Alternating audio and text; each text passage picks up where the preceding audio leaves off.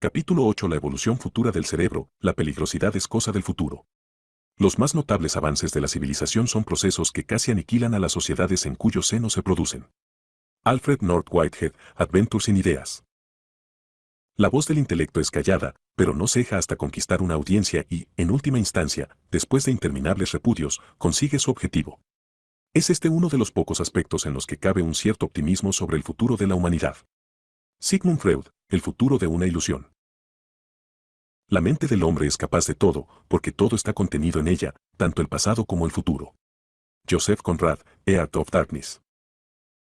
El cerebro humano parece hallarse en una fase de inestable tregua, con esporádicas escaramuzas y raros combates. La existencia de componentes cerebrales con predisposición hacia un tipo de conducta no es una invitación al fatalismo ni a la angustia, puesto que ejercemos un control sustancial sobre el grado de intervención de cada uno de estos componentes. La anatomía no es determinismo, pero tampoco un factor irrelevante. Hay por lo menos algunas enfermedades mentales que pueden interpretarse en base a la existencia de un conflicto entre las partes neurales concurrentes. La mutua represión entre los componentes cerebrales se polariza en múltiples direcciones. Hemos mencionado ya la represión que ejercen el sistema límbico y el neocórtex sobre el complejo R, pero puede darse también a través de la propia comunidad social una represión del complejo R sobre el neocórtex y de un hemisferio cerebral sobre otro. Por regla general, las sociedades humanas no son innovadoras, sino más bien jerárquicas y ritualistas. Cualquier sugerencia de cambio se acoge con recelo, ya que implica la incómoda transformación futura del ritual y la jerarquía imperantes, es decir, la sustitución de una serie de rituales por otra o, tal vez, por una sociedad menos estructurada y regida por un número inferior de rituales. Sin embargo, llega un momento en que es preciso que las sociedades cambien. Los dogmas de un pasado tranquilo son insuficientes para un presente tumultuoso, aseveró Abraham Lincoln. Buena parte de las dificultades que surgen al intentar reestructurar las sociedades norteamericanas y de otros pueblos arrancan de la resistencia que oponen los grupos que tienen intereses creados en el statu quo. Es probable que una transformación profunda de la sociedad obligue a los que ocupan el pináculo de la jerarquía a descender muchos peldaños, lo cual les irrita y les mueve a ofrecer resistencia. Ilustración 41. El hombre examinándose a sí mismo. Obra de Vesalio, padre de la anatomía moderna. Sin embargo, se observa en la sociedad occidental algún cambio, incluso cambios de consideración, aunque a todas luces insuficientes. Pero en todo caso, las mutaciones son ahí más evidentes que en ninguna otra sociedad.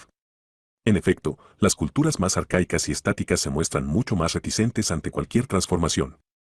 En The Forest People, los habitantes de la selva, Colin Turnbull nos ofrece una conmovedora descripción de una muchacha pigmea tullida a la que unos antropólogos que visitaron la tribu proporcionaron lo que en aquel momento constituía una asombrosa innovación, un par de muletas.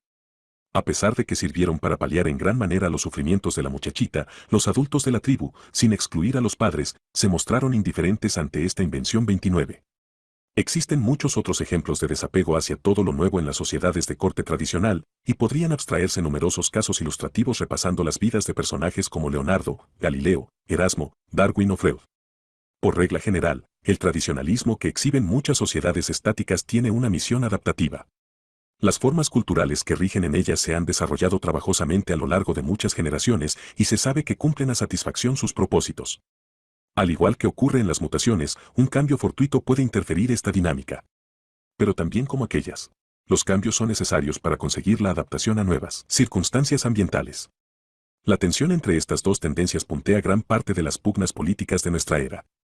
En las épocas caracterizadas por una rápida transformación del medio físico y social, como ocurre en nuestros días, la acomodación al 29 quizá deba hacer notar, en defensa de los pigmeos, que un amigo mío que ha pasado tiempo entre ellos señala que en actividades tales como el paciente acecho y caza de mamíferos y peces el pigmeo se prepara intoxicándose con marihuana, que ayuda a soportar la larga espera, tediosa para cualquier especie más evolucionada que el dragón de Komodo. Según dice mi amigo, los nativos solo cultivan la cannabis sativa. Sería irónicamente interesante que el cultivo de la marihuana a lo largo de la historia humana hubiera conducido como norma a la invención de la agricultura y, por esta vía, a la civilización. Una parodia burlesca del pigmeo intoxicado con marihuana, apostado pacientemente en solitario durante una hora con la caña de pescar en la mano, podría ser la figura del cazador saturado de cerveza, camuflado protectoramente en un rojo tartán, que todos los años, al llegar el Día de Acción de Gracias, merodea con paso tambaleante por los bosques aledaños a los barrios residenciales de Norteamérica aterrorizando a sus habitantes.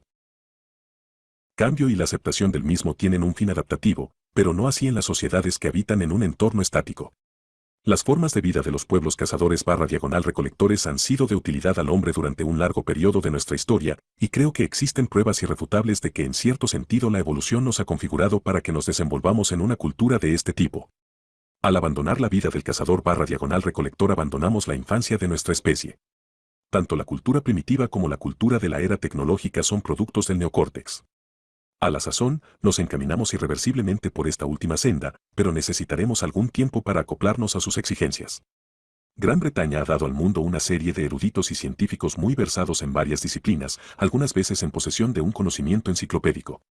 Por lo que atañe a nuestra época, podemos citar los nombres de Bertrand Russell, A. N. Whitehead, J. B. S. Holden, J. de Bernal y Jacob Bronowski. Según Russell, para que surjan individuos tan dotados es preciso que su infancia haya discurrido sin apenas presiones y lejos de todo conformismo, que el muchacho o muchacha haya podido cultivar y acrecentar sus intereses por peculiares y extravagantes que pudieran parecer. Debido a las fuertes presiones que el Estado y el propio entorno ejercen en los muchachos dotados para someterlos a las exigencias sociales, no es extraño que ni en Estados Unidos, ni menos aún en la Unión Soviética, Japón o la República Popular China, surja un número proporcional de individuos en posesión de conocimientos enciclopédicos. Creo, por lo demás, que existen indicios de que también Gran Bretaña conoce en la actualidad un manifiesto declive en este aspecto. Hoy más que nunca, cuando tantos y tan complejos problemas asaltan a la especie humana, es necesaria la presencia de individuos con un alto coeficiente intelectual y un amplísimo campo de intereses. Habría que encontrar la fórmula, compatible con los ideales democráticos que pregonan estos países, para estimular, sin deshumanizar la tarea, el desarrollo intelectual de aquellos adolescentes especialmente dotados. Sin embargo, el panorama es desalentador, ya que tanto los sistemas docentes como los métodos de examen que rigen en la mayoría de estos países adolecen de una ritualización casi reptílica del proceso educacional. En ocasiones me pregunto si la carga agresiva y sexual de los productos televisivos y fílmicos que ofrecen las productoras norteamericanas refleja el hecho de que el complejo R se haya bien afirmado en todos nosotros, en tanto que muchas funciones neocórticas se expresan más raramente porque estamos menos familiarizados con ellas y no las apreciamos en su justo valor, debido, en parte, a la naturaleza represiva de las instituciones docentes y de la propia comunidad nacional. Como resultado de los profundos cambios sociales y tecnológicos acaecidos en los últimos siglos, el mundo no marcha como es debido. Resulta que no vivimos en sociedades tradicionales estáticas, pero nuestros gobiernos, opuestos al cambio, actúan como si así fuera. Ilustración 42. Un cazador/recolector acecha a su presa y, a la vez, educa al muchacho. Esta forma de vida, que durante millones de años ha sido característica de nuestra especie, se halla a la sazón casi extinta. Si antes no nos destruimos a nosotros mismos, el futuro pertenece a las comunidades sociales que, sin ignorar las partes reptílicas y los componentes propios de los mamíferos, permitan el florecimiento de los rasgos genuinamente humanos de nuestra naturaleza, a las sociedades dispuestas a invertir recursos en una multiplicidad de experimentos de orden social, político, económico y cultural, y que estén dispuestas a sacrificar ventajas inmediatas por beneficios a largo plazo. El futuro pertenece, en fin, a las sociedades que consideran las ideas innovadoras como delicadas, frágiles y preciosas vías hacia el futuro. Un mejor conocimiento del cerebro puede influir también algún día en cuestiones sociales tan delicadas como son la definición de la muerte y la aceptabilidad del aborto. Por regla general, en los países de Occidente priva el criterio ético de que, si las circunstancias lo justifican, es permisible dar muerte a primates distintos del hombre y, con mayor motivo, a otros mamíferos. Sin embargo, un individuo no puede, en las mismas circunstancias, matar a otro ser humano. De ello se infiere que la diferencia entre una y otra actitud se explica por las cualidades específicamente humanas del cerebro. De la misma manera, cuando funcionan partes sustanciales del neocórtex, debe considerarse que el paciente en estado de coma está ciertamente vivo en un sentido humano, a pesar del grave deterioro de otras funciones físicas y neurológicas. Por el contrario, un paciente vivo pero que no presente indicios de actividad neocórtica, ni siquiera la que se da durante el sueño, debe conceptuarse, en un sentido humano, como muerto. En muchos de estos casos el neocórtex ha dejado fatalmente de funcionar, mientras que el sistema límbico, el complejo R y los componentes cerebrales inferiores siguen operantes, a la par que funciones básicas como la respiración y la circulación sanguínea no se ven afectadas. En mi opinión hace falta profundizar más en el conocimiento de la fisiología del cerebro humano antes de poder dar una definición genérica y bien fundamentada de la muerte, pero lo más probable es que la senda que conduce a esta definición nos lleve a contraponer el neocórtex a los restantes componentes del cerebro. Ideas similares podrían ayudar a resolver el apasionado debate sobre el aborto surgido en los Estados Unidos mediado el actual decenio, una controversia en extremo vehemente caracterizada por el rechazo rotundo de los puntos de vista de la otra parte. Por un lado están los que sostienen el derecho innato de la mujer al control de su propio cuerpo, lo cual incluye, según los que defienden esta tesis, el poder provocar la muerte del feto en base a diversos motivos, entre los que destacan la aversión psicológica a engendrar un hijo y la falta de medios para educarlo. En el otro extremo están los que defienden la idea del derecho a la vida, la aserción de que la muerte de un simple cigoto, de un óvulo fertilizado antes de la primera etapa embrionaria, equivale a un asesinato, por cuanto el cigoto lleva en sí la capacidad de dar vida a un ser humano. Soy perfectamente consciente de que en un tema en el que concurren sentimientos tan apasionados, toda solución que se proponga no satisfará a ninguna de las dos partes, y en ocasiones el corazón y la mente nos llevan a diferentes conclusiones. Sin embargo, retomando algunas ideas avanzadas en capítulos anteriores de este libro, quisiera ofrecer aunque solo fuera una tentativa de compromiso razonable.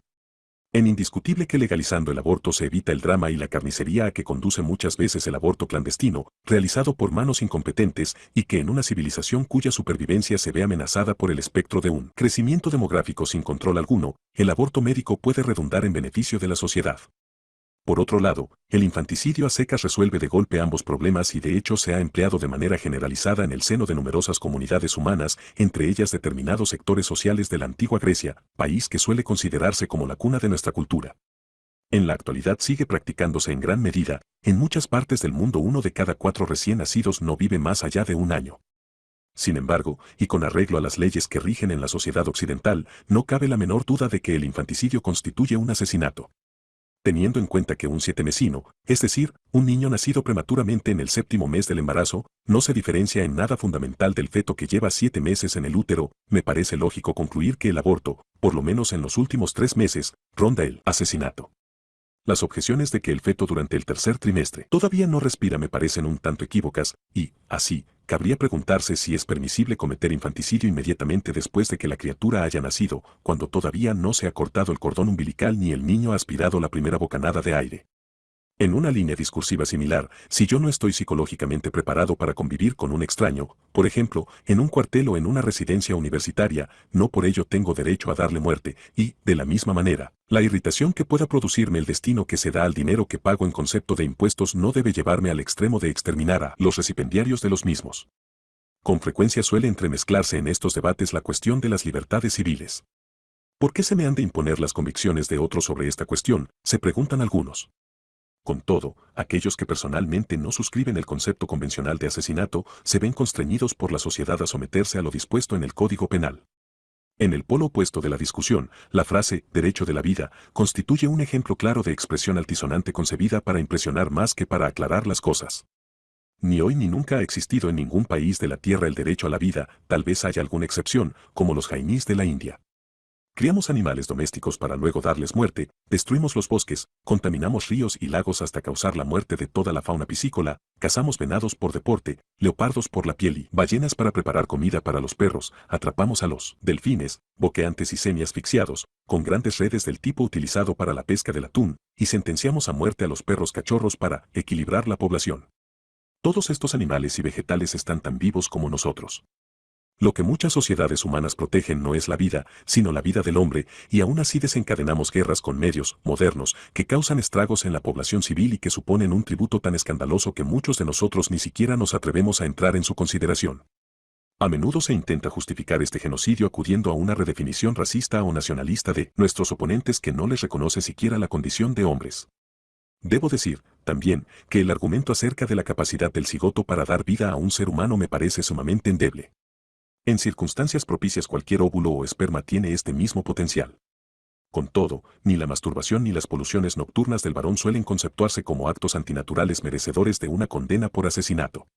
Una sola eyaculación contiene suficiente número de espermatozoos para generar centenares de millones de seres humanos.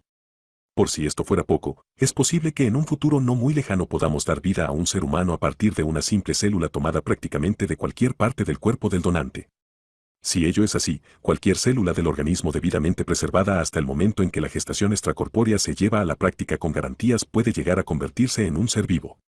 Por lo demás, ¿cometo un genocidio si me pincho un dedo y vierto una gota de sangre? Como puede observarse, se trata de cuestiones muy complejas. Asimismo, me parece evidente que la solución debe entrañar un compromiso entre un número de valores muy preciados pero antagónicos. La cuestión clave del dilema radica en poder determinar en qué momento el feto puede considerarse un ser humano, dilema que a su vez depende de lo que se entienda por humano. Desde luego, no el hecho de tener una configuración humana, porque una masa de material orgánico que se asemejara a un hombre pero que fuera elaborada con tal fin no podría considerarse propiamente humana. Asimismo, un hipotético ser extraterrestre dotado de inteligencia que no se asemejara a nosotros pero que poseyera unas cualidades éticas, intelectuales y artísticas superiores a las del hombre debería entrar en nuestro cuadro de prohibiciones contra el asesinato. Lo que acredita nuestra condición humana no es lo que parecemos, sino lo que somos. La razón por la que prohibimos dar muerte a otro ser humano debe sustentarse en alguna cualidad peculiar del hombre, cualidad a la que conferimos especial valor y que pocos o ningún otro organismo de la Tierra posee. Es indudable que la humanidad de un ser no viene determinada por el hecho de que sea capaz de sentir dolor o emociones intensas, ya que entonces deberíamos extender este criterio a los animales a los que damos muerte gratuitamente. Creo que la cualidad humana básica no puede ser otra que nuestra inteligencia. Si lo consideramos así, la inapelable inviolabilidad de la vida humana puede identificarse con la evolución y la presencia del neocórtex. No podemos exigir que se trate de una evolución plena porque ésta no se produce hasta muchos años después del nacimiento, pero tal vez podríamos determinar que el tránsito a la fase humana acaece en el momento en que se inicia la actividad neocórtica tal como viene registrada por la electroencefalografía del feto. La observación de algunas funciones biológicas muy simples nos ofrece indicativos del momento en que el cerebro cobra un carácter específicamente humano, véase la figura de la ilustración 43. Hasta la fecha se ha investigado muy poco dicha cuestión, y estoy convencido de que los estudios en este terreno desempeñarían un papel determinante en la consecución de un compromiso aceptable que zanjara los debates sobre el aborto.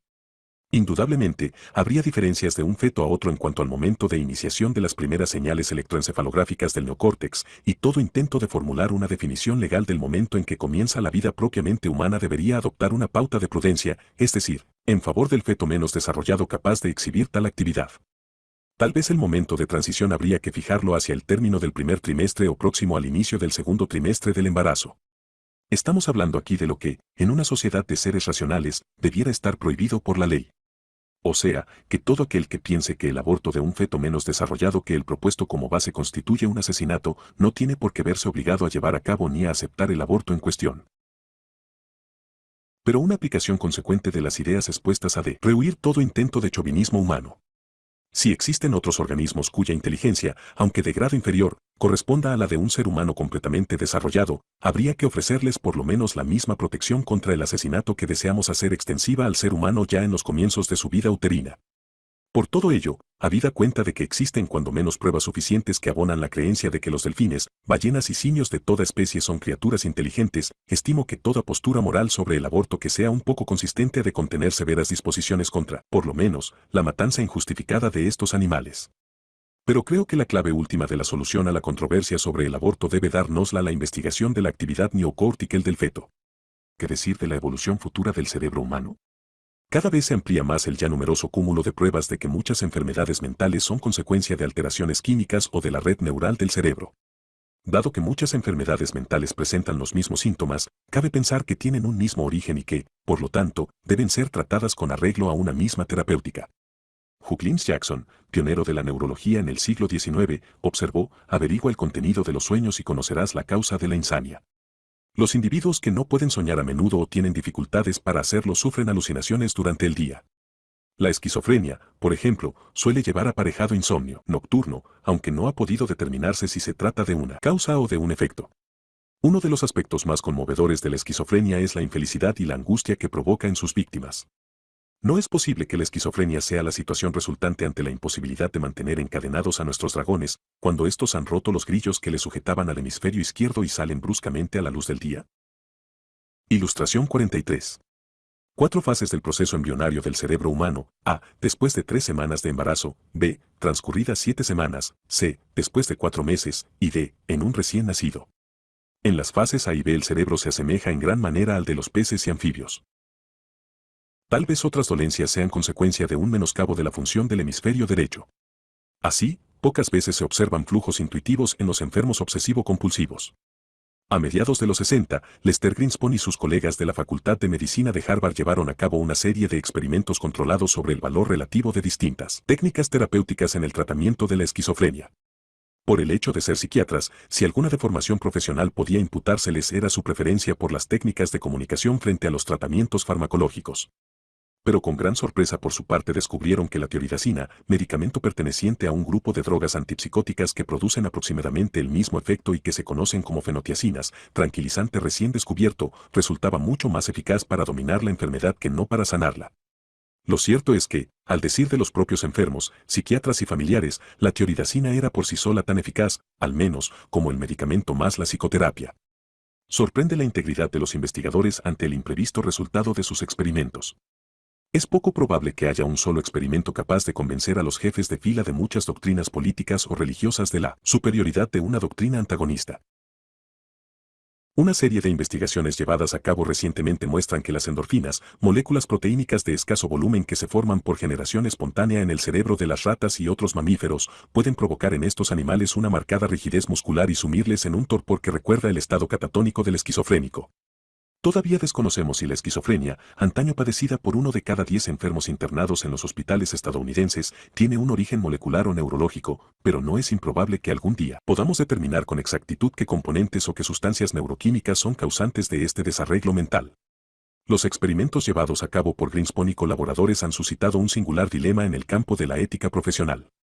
En la actualidad los sedantes que se administran a los esquizofrénicos son de tal eficacia que, por norma, se considera inmoral retirárselos al paciente.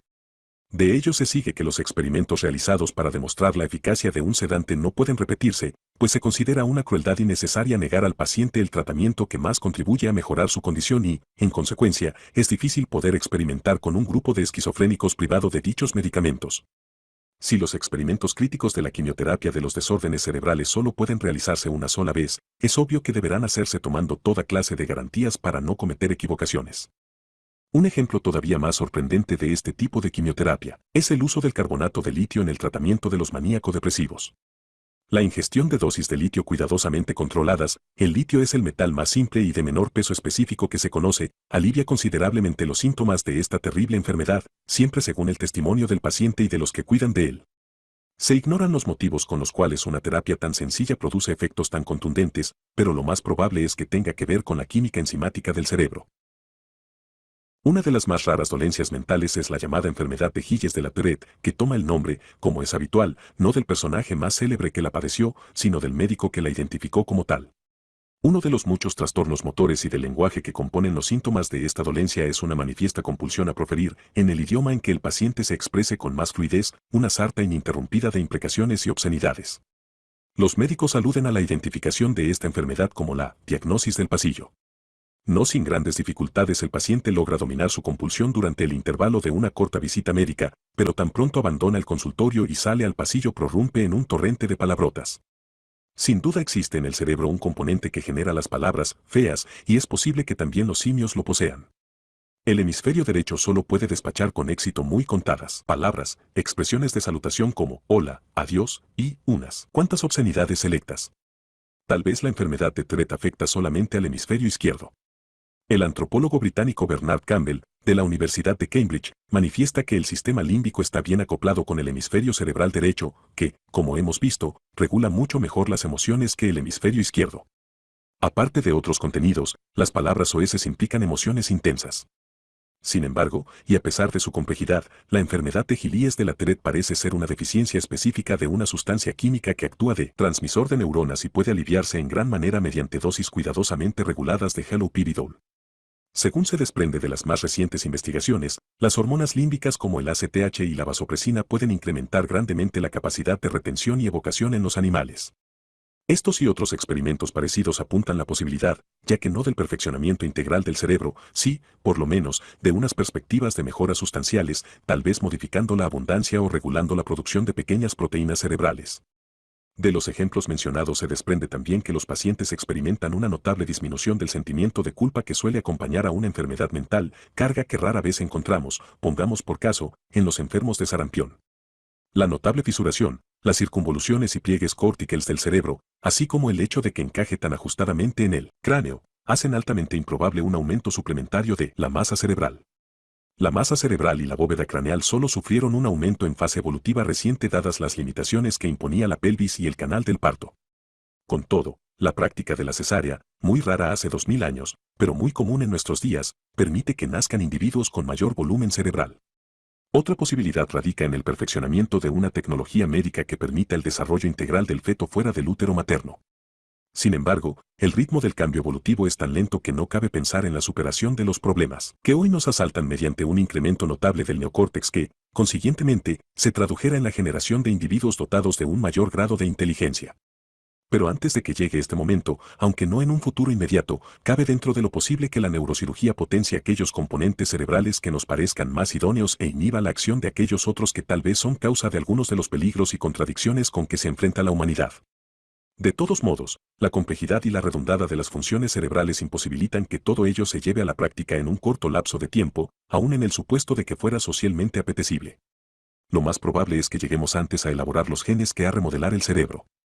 A veces se indica que este género de experimentos ponen en manos de gobernantes poco escrupulosos, y los hay en cantidad, instrumentos que les permiten oprimir todavía más a sus súbditos. No es difícil, por ejemplo, pensar en un gobierno que aplique por sistema cientos de pequeños electrodos a los centros del placer y del dolor en el cerebro de los neonatos, electrodos capaces de ser estimulados por radio y a gran distancia, quizá utilizando frecuencias de onda o códigos de acceso solo conocidos por las autoridades del país en cuestión. Cuando el niño fuera ya un adulto, el gobierno estaría en condiciones de estimular, si así lo deseara, sus centros de placer caso de haber cumplido con la porción de trabajo asignada sin desviacionismos ideológicos. En caso contrario, podría optar por estimular sus centros de dolor.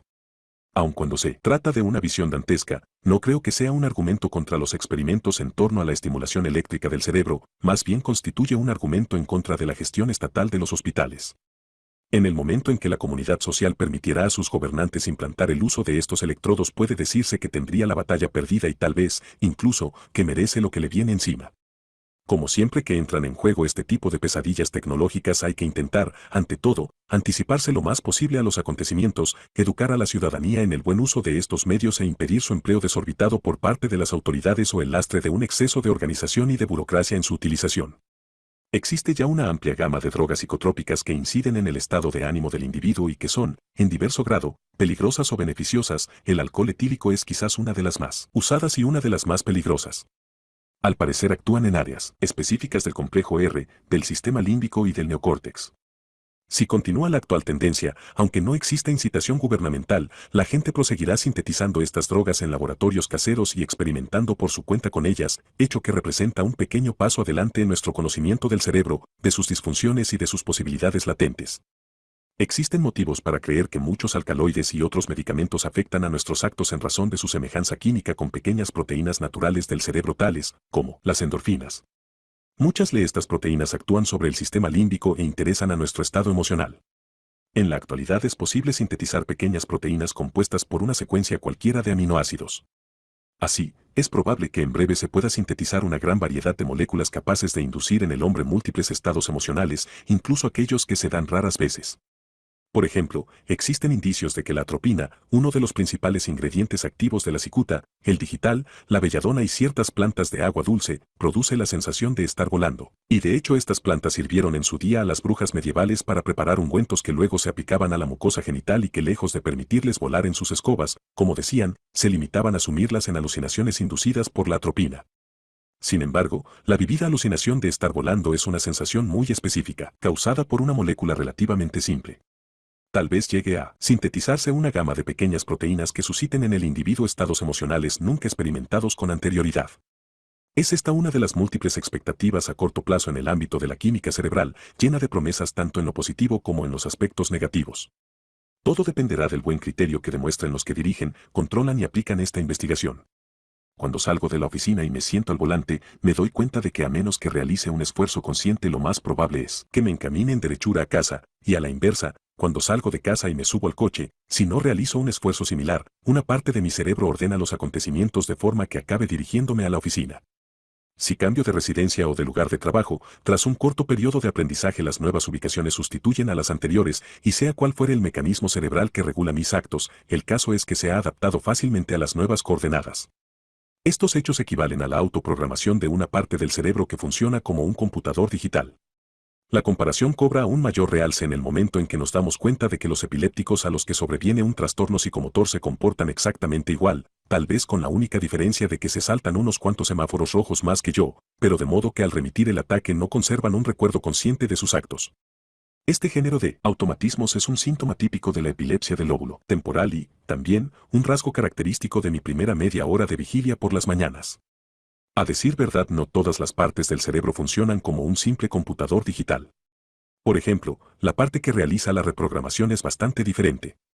Sin embargo, existen suficientes similitudes para pensar que es posible arbitrar constructivamente un arreglo eficaz y compatible entre los computadores electrónicos y, por lo menos, algunos componentes cerebrales unidos en una estrecha asociación neurofisiológica. El neurofisiólogo español José Rodríguez Delgado ha ideado una serie de bucles de realimentación idóneos entre electrodos implantados en cerebros de chimpancés y computadores electrónicos situados a gran distancia. La comunicación entre el cerebro y el computador se logra mediante una conexión por radio.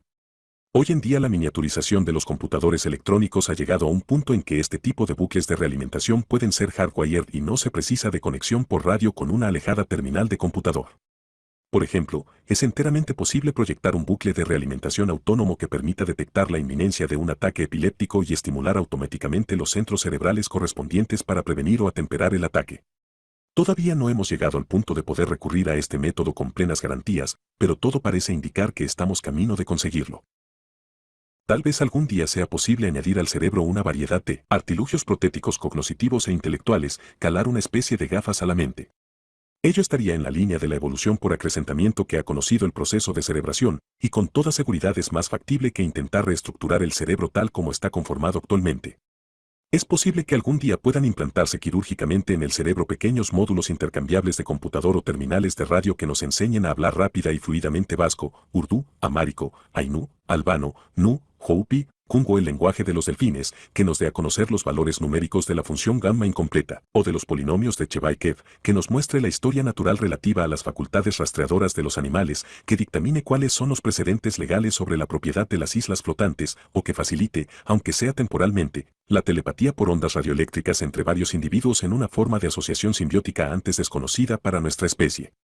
Sin embargo, la prolongación real de las facultades de nuestro cerebro, en especial de aquellos aspectos genuinamente humanos regulados por el neocórtex, está ya a punto de consumarse.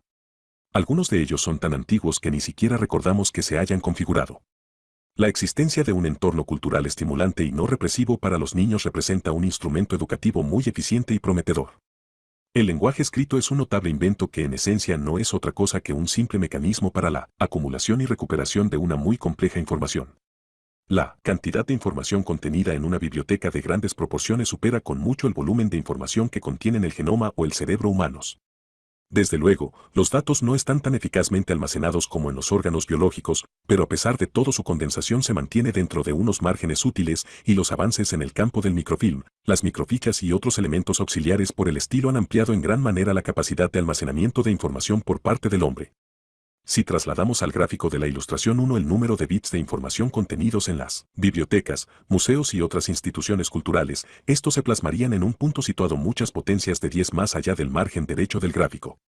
Con todo, la escritura es un elemento mecánico muy simple.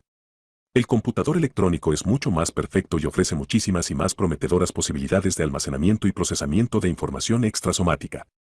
Para hacernos una idea del nivel de perfección alcanzado por tales computadores y los programas con que operan, baste decir que en la actualidad juegan inmejorablemente al 3 en raya, emulan a los mejores jugadores de damas, son expertos ajedrecistas y conducen una sesión de psicoterapia de manera aceptable. En la actualidad existe un nuevo computador capaz de transcribir al papel pautado una partitura clásica o una melodía cualquiera interpretada en directo. Ni que decir tiene que la capacidad de almacenaje y velocidad de procesamiento de la información mediante computador es realmente portentosa.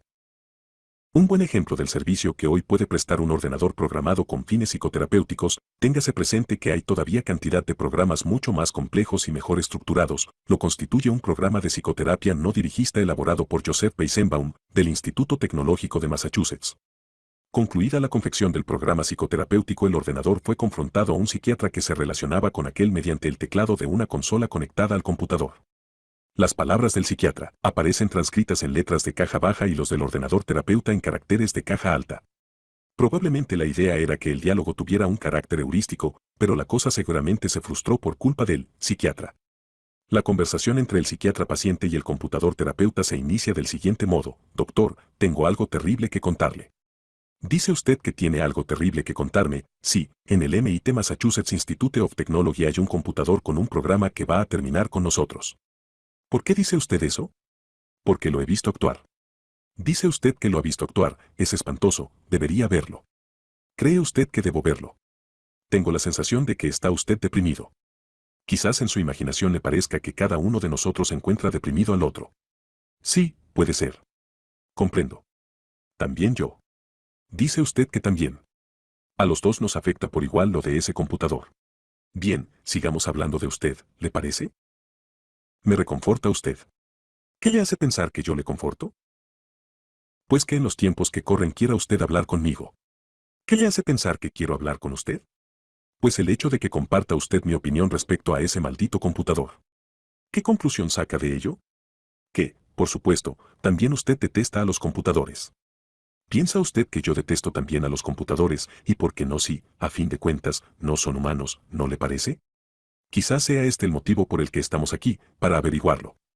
Por ejemplo, ningún computador podría conversar como usted lo hace. Oh, no entiendo cómo una persona puede dejarse embaucar por una simple máquina, ¿de veras? No, después de todo, un programa de computador no es creativo. Adopta usted una actitud pesimista. Estoy convencido de que tengo razón. ¿Le preocupa a usted haberse dejado convencer de que tiene razón? No, en absoluto, de ninguna manera, ni en lo más mínimo. Está usted adoptando una actitud pesimista. Dijo usted que estaba de acuerdo conmigo, ¿no es cierto? ¿Es realmente eso lo que me oyó decir? ¿Por qué no trata de disuadirme? Los computadores manejan números y nada más. ¿Quiere usted que trate de disuadirle? No puede. ¿Cree usted que no puedo, por ejemplo, cómo podría un computador en una conversación como esta plantear un nuevo tema? Al parecer ha olvidado por completo hablarme de sus padres exactamente lo mismo que usted. ¿Cree usted que lo mismo que yo? Sí, y eso demuestra la diferencia que hay entre un hombre y un computador. Comprendo. El computador psiquiatra carece de erudición, de una formación profesional, de sensibilidad y de la intuición propia del hombre, es un artefacto inerte, como no, prácticamente insensible a los matices emocionales y a las formas de expresión no verbales. Pese a ello ha sido capaz de sostener una conversación más inteligente de lo que serían capaces muchos individuos. Su respuesta cuando se le habla de introducir un nuevo tema en la conversación es realmente asombrosa, pero muy probablemente se trate de una respuesta casual. Sin duda el programa ha sido proyectado para poner atención a palabras tales como madre, padre, etc. Si transcurrido un cierto intervalo en el reloj del computador estas palabras no han sido pronunciadas, el programa está concebido para iniciar la frase con el parece que ha olvidado usted. El hecho de que apareciera en un momento oportuno induce en cierto modo a pensar que el computador es capaz de adentrarse y de profundizar en las cuestiones. Pero, ¿qué otra cosa es el juego de la psicoterapia sino una muy compleja y estudiada serie de respuestas ante múltiples situaciones humanas? ¿Acaso el psiquiatra no está también preprogramado para emitir ciertas respuestas? Es obvio que la psicoterapia no dirigista requiere programas de computador muy sencillos y que darles una apariencia de sutileza exige tan solo programas un poco más estudiados. Con ello no pretendo en modo alguno desacreditar a la profesión psiquiátrica, sino más bien augurar el advenimiento de la inteligencia mecánica.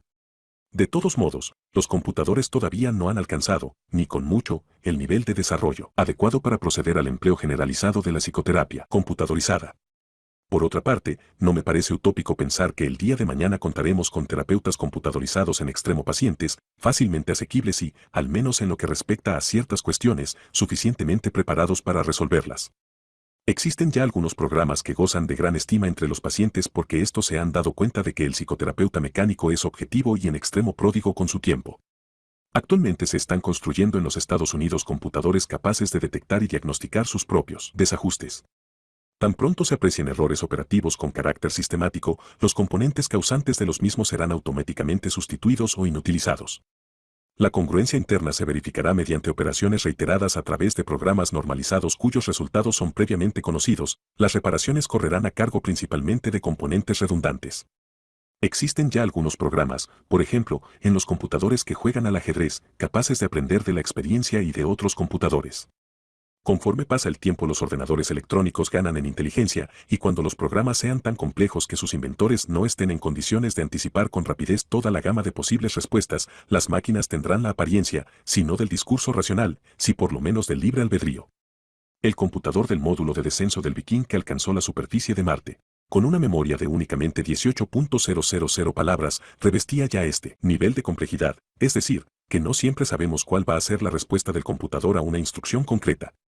Si lo supiéramos, entonces sí cabría afirmar que se trata solamente o simplemente de un computador. Pero en caso contrario, empezamos a preguntarnos si realmente se trata de un artefacto inteligente. La situación guarda relación con la glosa de una fábula de la que se hicieron eco Plutarco y Plinio y que se ha transmitido con el correr de los siglos. En ella se habla de un perro que husmeando en busca del rastro de su amo llegó a un punto del camino que se bifurcaba en tres ramales. El can se dirigió primero a la senda de la izquierda y olfateó en vano, se detuvo y enfiló luego el camino de en medio, recorriendo un corto trecho, para regresar, siempre husmeando, al punto de partida. Finalmente, sin olfatear siquiera, emprendió veloz y jubilosa carrera por el ramal de la derecha.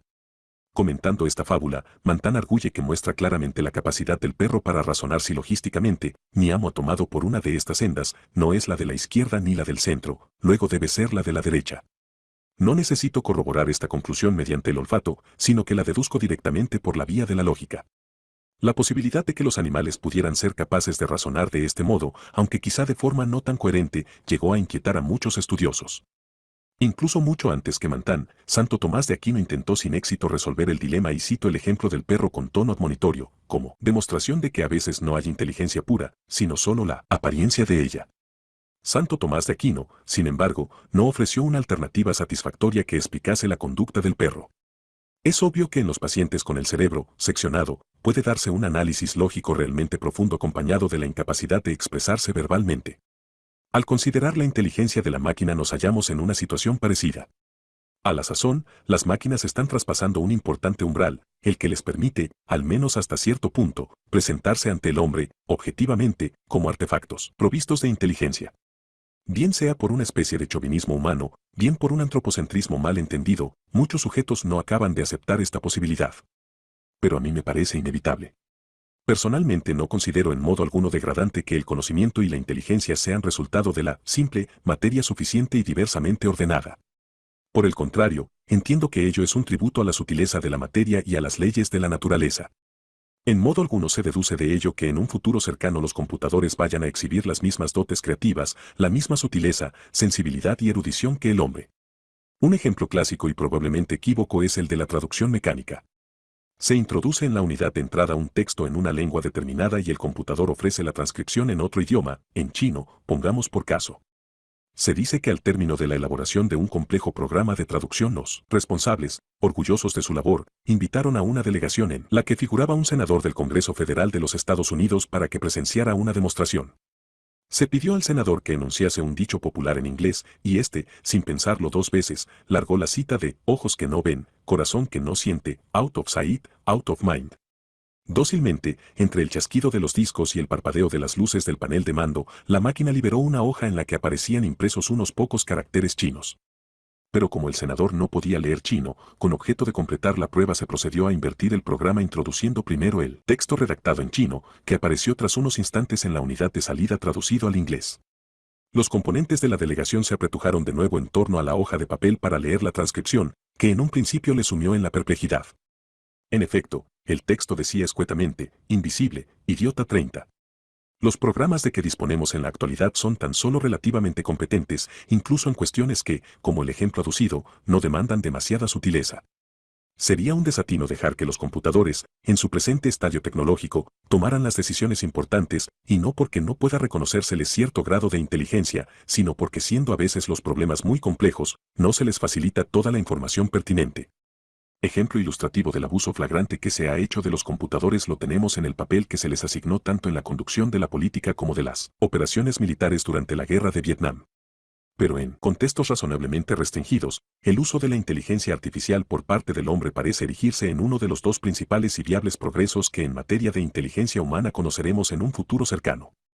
El otro es un mayor enriquecimiento del medio cultural en que se mueve el niño antes y durante la etapa de formación escolar. Aquellos no familiarizados desde niños con los computadores suelen sentir cierto recelo hacia ellos. El archidivulgado caso del 30 traducción literal de out of sight, out of mind. N del T. Computador maníaco encargado de la facturación, que no aceptaba el sí ni el no como respuesta y que solo se daba por satisfecho cuando recibía un cheque por valor de $0 y 0 centavos, no puede convertirse en símbolo representativo de toda la gama de ordenadores. Para empezar se trata de un computador poco dotado, y sus errores son, en realidad, los errores de los hombres que lo programaron. El uso creciente que se observa en Norteamérica de los circuitos integrados y de los computadores de pequeño tamaño para incrementar la seguridad de los vuelos aeronáuticos, en la enseñanza programada, en los marcapasos para enfermos cardíacos, en los juegos electrónicos, las alarmas contra incendios estimuladas por el humo y las fábricas totalmente automatizadas, para referirnos tan solo a unas cuantas de sus aplicaciones, ha contribuido en gran manera a paliar la aprensión que hasta el momento rodeaba a tan moderna innovación. En la actualidad hay en el mundo unos 200.000 computadores digitales y dentro de una década habrá muy probablemente decenas de millones. Estoy convencido de que en el lapso de una generación se hablará de los computadores con absoluta naturalidad o, por lo menos, como de un aspecto común de nuestra vida cotidiana. Tómese en cuenta, por ejemplo, la aparición de los llamados computadores de bolsillo. En mi laboratorio tengo un computador del tamaño de una mesa escritorio que compré con los fondos de una beca de ayuda a la investigación concedida a finales de los 60 y que salió por un precio de $4.900. Tengo, también, otro producto del mismo fabricante, se trata de un computador que cabe en la palma de la mano y que compré en 1975. Realiza todas las funciones del anterior, cabe destacar en él la posibilidad de programar los datos y sus diversas memorias dirigibles. La diferencia estriba en que este último solo cuesta $145 y los precios van disminuyendo a un ritmo que le deja a uno pasmado. El hecho representa un avance espectacular en materia de miniaturización y reducción de costos, y todo ello en un periodo de 6 o 7 años solamente. A decir verdad, actualmente el tamaño de los computadores no conoce más límites que los derivados de tener que adaptarse a la torpe pulsación de los dedos del hombre. De no ser por esa circunstancia podrían fabricarse computadores del tamaño de la uña de un dedo. El ENIAC, el primer computador digital de gran tamaño, construido en 1946, comprendía 18.000 tubos de vacío y llenaba toda una estancia. Hoy, empero, un microcomputador constituido por una laminilla de sílice del tamaño de la falange más pequeña del dedo meñique posee la misma capacidad funcional. Los circuitos de dichos computadores transmiten la información a la velocidad de la luz. En el hombre, la transmisión neuronal es 1.000.000 de veces más lenta. El hecho de que en las operaciones no aritméticas el cerebro humano, más pequeño y menos rápido, opere con mayor eficacia que los grandes y rapidísimos computadores electrónicos constituye un formidable tributo a la sutileza con que ha sido circuitado y programado nuestro cerebro, dos rasgos que, evidentemente, hay que atribuir el proceso de selección natural. Los especímenes que poseían cerebros deficientemente programados no vivieron lo suficiente para poder reproducirse. Las representaciones gráficas obtenidas mediante computador han alcanzado hoy en día un grado tal de perfección que se abre ante nosotros toda una nueva e importante perspectiva de aprendizajes en el campo de las artes y de las ciencias, así como en lo tocante a los dos hemisferios cerebrales. Mucha gente, por lo demás bien dotada para realizar funciones analíticas, posee una muy pobre percepción e imaginación de las relaciones espaciales, sobre todo en el ámbito de la geometría tridimensional. Pues bien, hoy disponemos de programas para ordenador que pueden componer de forma gradual complejas formas geométricas ante nuestros ojos y hacerlas rotar sobre una pantalla de televisión conectada al computador. En el caso concreto de la Universidad de Cornell, ha sido Donald Greenberg, de la Facultad de Arquitectura, quien ha proyectado uno de estos sistemas. El programa que ha elaborado permite trazar una serie de líneas equidistantes que el computador traduce en gradientes de nivel. Luego, pulsando una de las múltiples instrucciones posibles señalizadas en la pantalla, ordenamos la composición de complicadas figuras tridimensionales que podemos agrandar o empequeñecer, prolongar en una dirección dada, girar, aproximar a otros objetos o borrar en alguna de sus partes, véanse las figuras de la ilustración 44. Es este un instrumento de extrema eficacia para incrementar la visualización de las formas tridimensionales, factor de suma utilidad en las artes gráficas, la ciencia y la técnica. También constituye un excelente ejemplo de cooperación entre los dos hemisferios cerebrales. En efecto, el computador, que es una construcción suprema del hemisferio izquierdo, nos enseña cómo proceder al reconocimiento de configuraciones, función característica del hemisferio derecho. Otros programas de computador presentan proyecciones bidimensionales, planas y tridimensionales en perspectiva de objetos cuatridimensionales. Conforme estos van girando o a medida que cambia la perspectiva desde la que visualizamos el objeto, no solo lo contemplamos desde otros ángulos, sino que tenemos la sensación de estar asistiendo a la síntesis y destrucción de subunidades geométricas en su integridad. El efecto que ello produce es misterioso e instructivo a la vez, y ayuda a desentrañar algunos de los misterios de la geometría cuatridimensional. Pienso que nuestro aturdimiento es inferior al que experimentaría una supuesta criatura plana al toparse con una típica proyección, dos cuadrados unidos por uno de sus ángulos, de un cubo tridimensional sobre una superficie plana.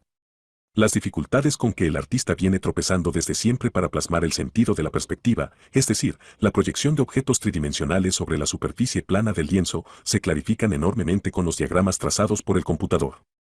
Es obvio que constituye, también, un instrumento de la mayor importancia para resolver los problemas eminentemente prácticos que plantea la representación gráfica tridimensional de los planos de edificios, que el arquitecto proyecta en dos dimensiones desde los ángulos y perspectivas más ventajosos. Ilustración 44.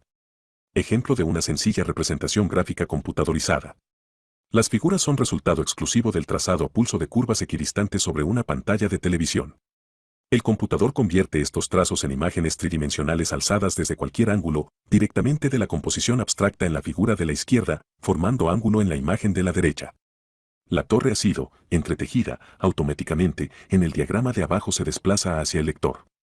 El observador, además de poder girar la imagen a su antojo y de acercarla o alejarla a placer, puede requerir el trazado de imágenes dinámicas ortogonales, en perspectiva o estereoscópicas.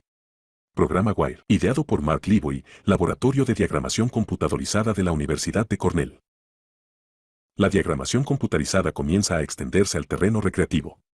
Existe ya un juego muy popular que simula, en el marco de una pantalla de televisión, el bote de una pelota perfectamente elástica entre dos superficies o demarcaciones. Cada jugador dispone de un mando que le permite interceptar la pelota con una raqueta móvil. Si aquel no intercepta la pelota suma un cierto número de puntos negativos. Se trata de un juego muy interesante y su práctica entraña el aprendizaje de la segunda ley de Newton sobre el movimiento lineal. Jugando al tenis, el sujeto obtiene un profundo conocimiento intuitivo de la más simple física newtoniana, un conocimiento superior incluso al que proporciona el clásico ejemplo de la carambola de billar, puesto que en ella los choques distan mucho de tener una elasticidad perfecta y el efecto que se imprime a la bola implica otras nociones físicas más complicadas. Esta especie de acumulación de información es precisamente lo que llamamos juego, con lo que se nos revela la importante función que éste desempeña, la obtención, ajena a toda consideración de índole práctica, de una visión global del mundo que es a la vez complemento y preparación para ulteriores actividades de orden analítico. Los computadores permiten el juego y el recreo en medios que, de otra manera, serían completamente inaccesibles a la mayoría de estudiantes. Un ejemplo todavía más interesante lo constituye el juego llamado Guerra en el Espacio, cuyas excelencias y modalidades también ha narrado Stuart Brand en los periódicos. En él, cada bando controla uno o más vehículos espaciales, que se disparan misiles recíprocamente. Tanto los movimientos de las naves como de los proyectiles se rigen por determinadas normas, como, por ejemplo, un campo gravitatorio generado por un planeta cercano proporcional al inverso del cuadrado de la distancia al mismo. Para destruir el vehículo espacial del contrario es preciso demostrar un conocimiento de la gravitación newtoniana al mismo tiempo intuitivo y concreto. Aquellos de nosotros que no tenemos oportunidad de participar en vuelos interplanetarios encontramos dificultades para que el hemisferio derecho asimile la idea de gravitación newtoniana. El juego en cuestión puede suplir esta deficiencia. Ambos pasatiempos, el tenis y la guerra en el espacio, sugieren una elaboración gradual de diagramas computadorizados, con lo que se obtiene un conocimiento experimental e intuitivo de las leyes de la física. Estas se formulan casi siempre en términos analíticos y algebraicos, es decir, con intervención del hemisferio izquierdo. Por ejemplo, la segunda ley de Newton se escribiría F igual a ma, y la ley de gravitación F igual a gmm barra diagonal R2. Estas representaciones analíticas son de extrema utilidad y es realmente notable que el universo esté concebido de tal forma que el movimiento de los objetos pueda definirse mediante leyes relativamente sencillas. Sin embargo, estas leyes no son más que abstracciones de la experiencia. En esencia, no pasan de ser simples ardides mnemotécnicos para recordar con facilidad un gran número de casos que sería muy difícil retener uno, por lo menos tal como el hemisferio izquierdo concibe la memoria. Los diagramas de computador proporcionan al físico o al biólogo un amplio campo de experiencias respecto de los casos recapitulados por las leyes de la naturaleza, pero tal vez su función más importante sea la de permitir al profano captar de manera intuitiva, aunque no por ello menos profunda, el contenido de las mismas. Existen muchos programas interactivos de computador que no tienen carácter diagramático y que constituyen un excelente instrumento de aprendizaje. Estos programas pueden ser elaborados por un profesorado competente y, cosa sorprendente, el estudiante mantiene con el profesor una relación mucho más individualizada, mucho más personal, que en el marco convencional de una clase. Por otra parte, puede estudiar al ritmo que le convenga sin sentirse incómodo por ello. El Dartmouth College emplea en numerosos cursos la enseñanza programada. Así, un estudiante asimila mejor las estadísticas de la genética mendeliana con una hora de computador que en todo un año de laboratorio realizando cruces con las moscas de las frutas, y una universitaria puede, por ejemplo, investigar qué probabilidades tiene de quedar preñada según los métodos de control que utilice. El programa conlleva una posibilidad sobre 10.000 millones de que la mujer quede embarazada si permanece estrictamente célibe, con lo cual incluso toma en cuenta las contingencias que rebasan el nivel actual de los conocimientos médicos. En el recinto universitario de Darmes, la terminal del computador es un instrumento didáctico más entre muchos. Un elevado porcentaje de alumnos aprenden no solo a utilizar estos programas sino también a elaborar los que mejor se adapten a sus conveniencias. Los estudiantes ven el trabajo con el computador como un esparcimiento y no como una obligación impuesta, y son muchos los colegios universitarios y las universidades en trance de imitar e incluso ampliar la práctica seguida en Darmes. El hecho de que este colegio universitario marche en cabeza de la iniciativa se debe a la circunstancia de que su presidente, John G. Kennedy, es un destacado especialista en informática, inventor de un sencillísimo lenguaje para computadores denominado BASIC. El Lawrence Hall of Science es una especie de museo dependiente de la Universidad de Berkeley, California. En el sótano del edificio hay una estancia bastante modesta con alrededor de una docena de terminales de computador, cada una de las cuales está acoplada a un minicomputador de uso compartido situado en otro lugar del edificio. La utilización de estas terminales se alquila por una módica cuota y pueden obtenerse con solo una hora de anticipación. La clientela está integrada básicamente por adolescentes, algunos de los cuales tienen menos de 10 años. Uno de los sencillísimos programas interactivos que el alumno puede utilizar es el juego conocido como Hangman, juego del ahorcado.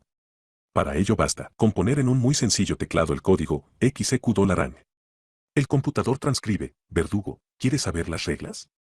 Si el jugador mecanografía, sí, la máquina prosigue, adivina una letra de la palabra que estoy pensando. Si aciertas te lo indicaré, pero si fallas, estarás más cerca, de morir colgado. La palabra consta de 8 letras y es. Supongamos que el jugador compone la respuesta, E. El computador imprime, E. Si el jugador falla en la respuesta, el computador imprime un llamativo grafismo, dentro de las limitaciones que impone la gama de signos disponibles, que representa una cabeza humana. En adelante el juego se convierte en una carrera entre la palabra, que se va completando progresivamente, y la figura cada vez más perfilada de un hombre en trance de ser ahorcado. En las 2 partidas de Hangman, que recientemente tuve ocasión de presenciar, las respuestas correctas eran variable y doubt. Si el jugador gana la partida, el programa, fiel a su papel de villano de mentirijillas, imprime en la hoja de respuesta una serie de caracteres no alfabéticos como los que suelen aparecer en las historietas cómicas para indicar una maldición o juramento y, acto seguido, teclea: canallas, me habéis vencido, ¿deseas otra oportunidad para morir?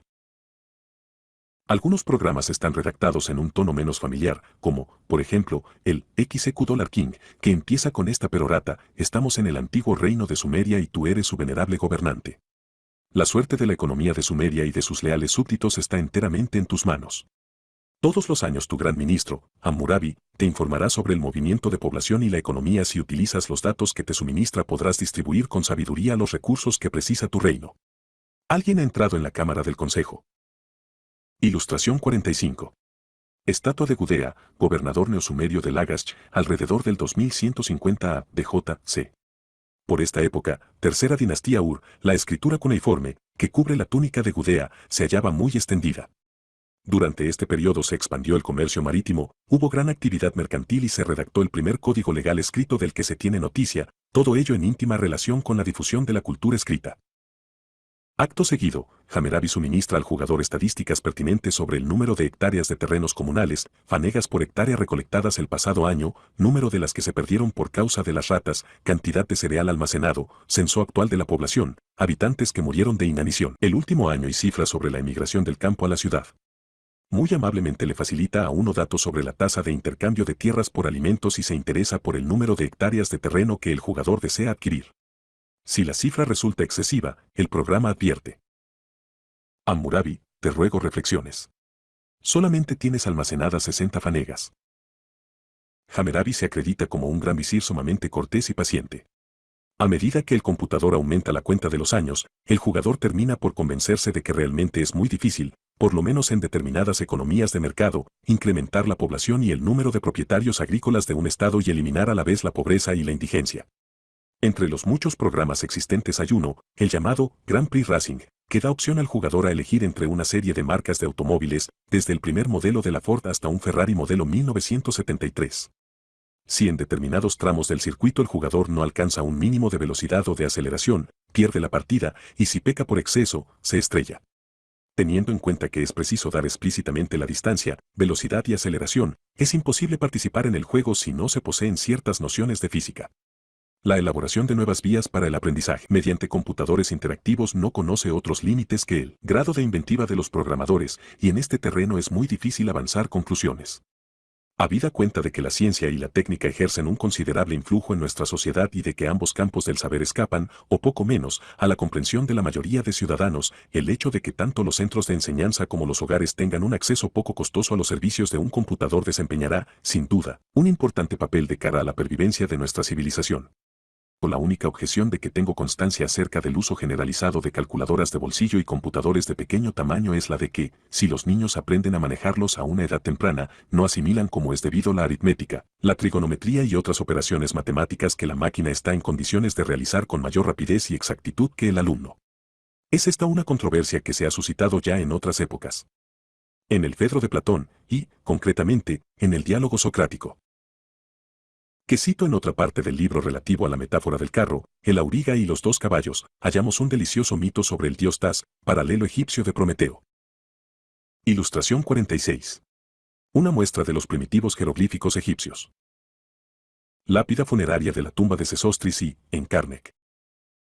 En la lengua del antiguo Egipto, la frase que designa el lenguaje escrito significa literalmente la lengua de los dioses. En él, Tas discute su invención 31 de la escritura con Amón, el dios rey, quien le refuta con estas palabras. Tu hallazgo fomentará la desidia en el ánimo de los que estudian, porque no usarán de su memoria, sino que se confiarán por entero a la apariencia externa de los caracteres escritos y c. 31. Según el historiador romano Tácito, los egipcios se jactaban de haber enseñado el alfabeto a los fenicios, los cuales, siendo señores del mar, lo dieron a conocer a Grecia, con lo que se les otorgó la paternidad de un invento que no era obra suya. Según la leyenda, el alfabeto fue traído a Grecia por Cadmo, príncipe de Tiro, quien andaba en pos de su hermana Europa, raptada por Zeus, padre de los dioses. Este la había raptado bajo la apariencia de un toro para luego conducirla a Creta. Para frustrar toda tentativa de rescate e impedir así que Europa fuese devuelta a Fenicia, Zeus ordenó la construcción de un autómata de bronce que patrullaba con sigilo la isla y ahuyentaba o hundía todas las naves extranjeras que arribaban a Creta. Pero Cadmo proseguía su búsqueda lejos de allí, en tierras griegas. Un día, un dragón devoró a todos sus hombres. Cadmo dio muerte al animal, y atendiendo los consejos de Atenea, el príncipe fenicio sepultó los dientes del dragón en los surcos de un campo arado y cada uno de ellos se convirtió en guerrero. Cadmo y sus hombres fundaron Tebas, de Beocia, la primera ciudad del mundo civilizado, dándole el nombre de una de las dos capitales del antiguo Egipto. Es curioso que en la misma leyenda se recoja el invento de la escritura, la fundación de la civilización griega, la primera referencia conocida a un ser inteligente artificial y la incesante pugna entre el hombre y el dragón. Olvidarán de sí mismos. Lo que tú has descubierto no es una ayuda para la memoria, sino para la rememorización, y lo que das a tus discípulos no es la verdad, sino un reflejo de ella. Serán oyentes de muchas cosas y no habrán aprendido nada, parecerán omniscientes, y por lo común ignorarán todo. Será la suya una compañía tediosa porque revestirán la apariencia de hombres sabios sin serlo realmente. No me cabe duda de que hay una parte de verdad en la queja de Amón. En nuestro mundo moderno, los iletrados siguen derroteros distintos, poseen otro sentido de la autoconfianza y una visión no menos dispar de la realidad. Sin embargo, antes de la invención de la escritura, el saber humano se reducía a lo que una persona o un reducido grupo de individuos acertaba a recordar. A veces se lograba preservar un sustancial acopio de información, como en los Vedas y en los dos grandes poemas épicos de Homero. Pero, por lo que sabemos, Homero hubo muy pocos. Después de la invención de la escritura se hizo posible reunir, integrar y utilizar la sabiduría acumulada de todas las épocas y de todos los pueblos. El hombre dejó de estar circunscrito a lo que ellos o sus compañeros más allegados eran capaces de recordar. La cultura escrita nos permite entablar contacto con los intelectos más poderosos e influyentes surgidos a lo largo de la historia. Así, Sócrates o Newton han tenido una audiencia de lectores muchísimo más vasta que el total de personas que llegaron a conocer en vida. La transmisión reiterada de la tradición oral en el marco de múltiples generaciones acaba por engendrar fatalmente errores de transmisión y la pérdida gradual del contenido original del mensaje, degradación mucho más lenta cuando se trata de reeditar un texto escrito. Ilustración 47. Unidad microprocesadora de un microcomputador cuyos lados miden alrededor de medio centímetro. Se trata de un circuito integrado impreso en una sola laminilla de cristal de silicona que contiene aproximadamente 5.400 transistores. Los libros se pueden guardar fácilmente, podemos leerlos a nuestro antojo sin importunar a los que nos rodean, y releer las partes más densas o que nos procuran mayor deleite. A más abundamiento, el libro se produce masivamente y a precios relativamente asequibles. En cuanto a la lectura en sí, constituye una asombrosa actividad. El sujeto fija la mirada en un objeto plano, no muy grueso, hecho de pulpa de madera, como el lector en este momento, y la voz del autor empieza a resonar en su mente. ¿Qué tal, amigo? El incremento del saber humano, así como su capacidad de supervivencia tras la invención de la escritura, han sido inmensos. También ha aumentado la confianza en uno mismo, pues ahora es posible aprender cuando menos los rudimentos de un arte o de una ciencia recurriendo a un libro, sin depender para ello del afortunado accidente de tener a mano un maestro artesano o un especialista que pueda iniciarnos en una actividad concreta. Cuando ya no queda nada por decir ni por hacer, la invención de la escritura debe conceptuarse no solo como una brillante innovación sino como una formidable aportación en favor de la humanidad. Por otra parte, suponiendo que vivamos lo suficiente como para usar las invenciones de los hombres con sabiduría, creo que se dirá otro tanto de los modernos TAS y Prometeos que hoy proyectan computadores y elaboran programas hurgando en los límites de la inteligencia mecánica. Es probable que el próximo hito estructural del intelecto humano sea la cooperación entre el hombre, ser discursivo, y las máquinas, artefactos pensantes.